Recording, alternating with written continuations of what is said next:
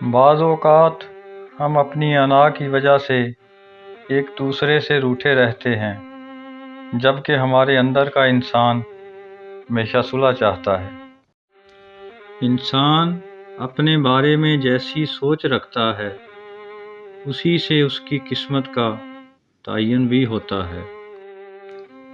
چلنے والے دو پیروں میں کتنا فرق ہوتا ہے، ایک آگے اور دوسرا پیچھے، مگر نہ آگے والا غرور محسوس کرتا ہے اور نہ پیچھے والا توہین، کیونکہ دونوں جانتے ہیں کہ پل بھر میں جگہ بدلنے والی ہے اور اسی کو زندگی کہتے ہیں۔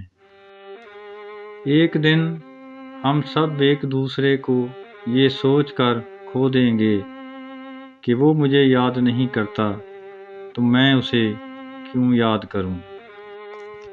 راستہ ایک ہی تھا، فرعون ڈوب گیا اور موسیٰ علیہ السلام گزر گئے، لہٰذا یقین ہمیشہ اپنے اللہ پر رکھیں، راستے پر نہیں۔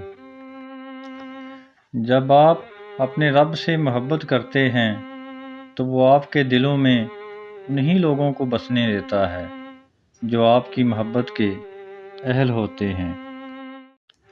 کامیابی اس سے نہیں ملتی جو ہم کبھی کبھی کرتے ہیں، بلکہ کامیابی تو اس سے ملتی ہے جو ہم مسلسل کرتے رہتے ہیں اور ہماری زندگی کا حصہ بن جاتا ہے۔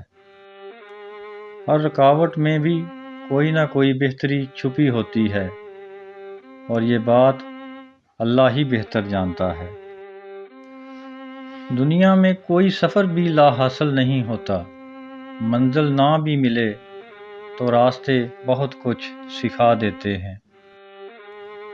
پھل نہ درخت کے ڈالے کو لگتا ہے اور نہ اس کے مضبوط تنے کو، پھل تو ہمیشہ لرزتی ہوئی عاجز سی شاخ پر لگتا ہے۔